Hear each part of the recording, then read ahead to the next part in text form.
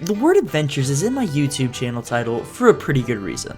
And this spring, when I decided to take a completely random weekend trip to a place that I've never been to before and didn't know much about to do some car camping and take in some sporting events, it was about par for the course for me. So, come along with me to Cedar Rapids, Iowa.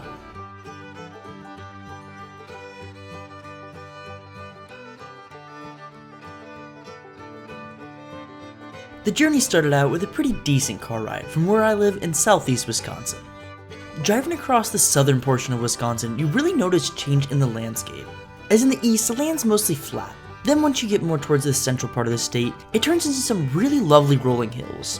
And then in the western portion of the state, these huge bluffs and cliffs really cut through the land. And I think this is an extremely underrated part of the state, as it's really beautiful out there.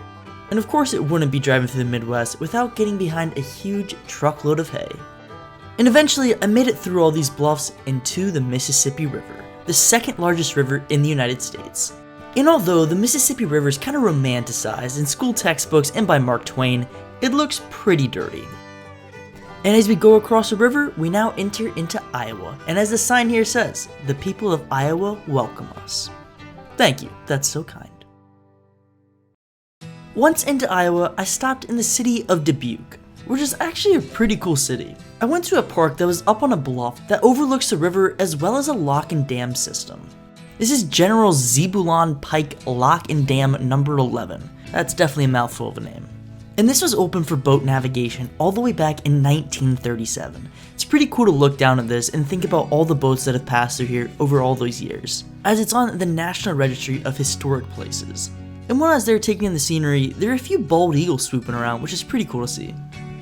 And I was lucky enough that a boat was traveling north and came through the lock while I was there. Now apparently this main lock is 110 feet wide. If that's the case, I'm sure this boat's probably about 109 feet wide. Cause that's an extremely tight fit there. Good on the boat captain, he knows what he's doing. And after exploring this park some, it was time to get back on the road and head to Cedar Rapids. Now I'm not gonna lie, it was a little weird being in the springtime and being the only person there not with a giant RV, but that's okay, we made things work. As I had to take some time to test out my setup and see how everything worked out, as this was the maiden voyage for my car camping system that I built out this spring. And if you're curious about the setup that I built and how it works, let me know in the comments below because I'd love to make a video highlighting it. With everything set up and working great, it was time to explore the park on this very blustery day we were having.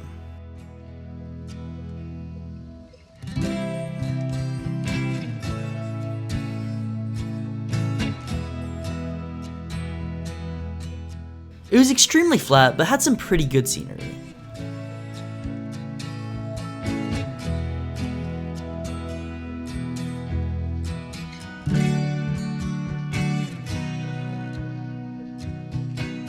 After exploring some, it was time to go to the hockey game, continuing my adventure to all the different USHL stadiums, as we are here to see the Cedar Rapids Roughriders. And enjoy this montage of the game and the craziness that ensued. Trust me, this is a stadium review coming up that you do not want to miss.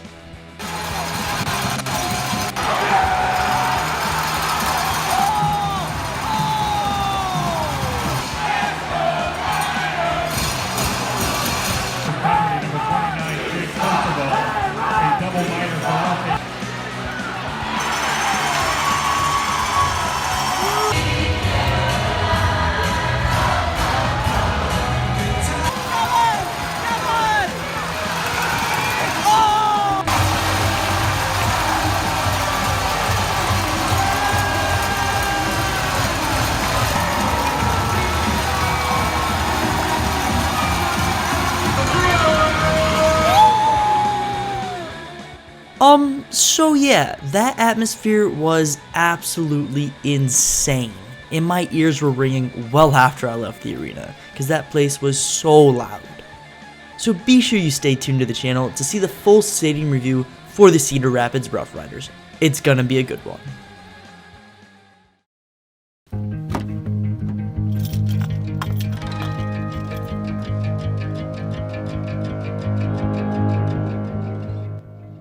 So after all that fun and excitement, it did take me a decent time to calm myself down and get ready to actually go to bed. But you can see here that my car camping setup's pretty spacious, and I really love the lights that I strung up on top. I proceeded to make stupid faces at the camera for a while, because hey, if you can't laugh at yourself, then you're not doing life right.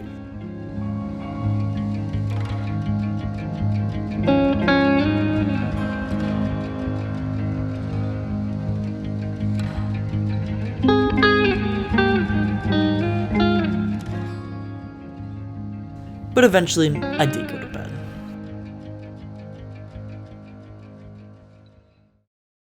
My first night ever car camping was actually pretty good. It was really comfortable throughout the night. There was some rain though, so I had a lot of condensation on the inside of my car. But that's okay, because we got places to go. So let's get to it. My first stop of the day was at a really interesting place, Mount Trashmore, a former landfill that has been reclaimed into a park. The site was an active landfill between 1965 and 2013. In 2018, after reclaiming the land, they reopened the site with 3 walking trails. As the summit of the mound is 948 feet above sea level and 208 feet above the Cedar Rapids River, with a really cool overlook north to downtown Cedar Rapids. As this was a pretty popular place for walkers and bikers alike, and I'm a big conservationist, so I really liked the reclamation of the land. And we had another bald eagle sighting while up there, so Iowa's estimated to have around 400 pairs of breeding bald eagles. And in the winter months, it can be as many as 3,000 birds that migrate through the area, and many of them nest along the Cedar and Iowa rivers. And after finishing up the hike, I headed just north to the Czech village in New Bohemia, which is a district that really embraces Czech culture, as a lot of the people here either immigrated from the Czech Republic or Bavaria, or some of their ancestors did, and they like to carry on that tradition. And this area also includes the National Czech and Slovak Museum and Library, which is home to a lot of Central European culture and history. And while I was there, I stopped at Sykora Bakery for a pastry, and they had a huge selection of really authentic looking Czech and Bavarian pastries. And the pastry that I had was really good.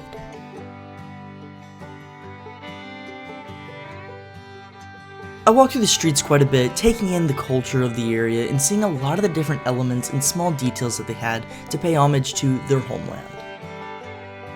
And after having a walkabout and finishing up that delicious pastry, it was time to check out downtown Cedar Rapids. Now, there was not much of anything at all going on early on a Sunday morning, but it was still pretty cool to walk around and see all the buildings and architecture, because there's definitely a good mix of historical looking buildings and modern buildings.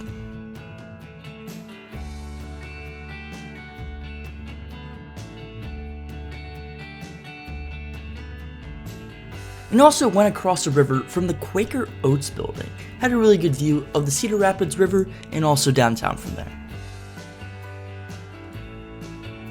And then it was time to take our last stop of our adventure, as we headed off to see the single-A baseball team, the Cedar Rapids Kernels, for another stadium review. So, enjoy this montage of their fun stadium.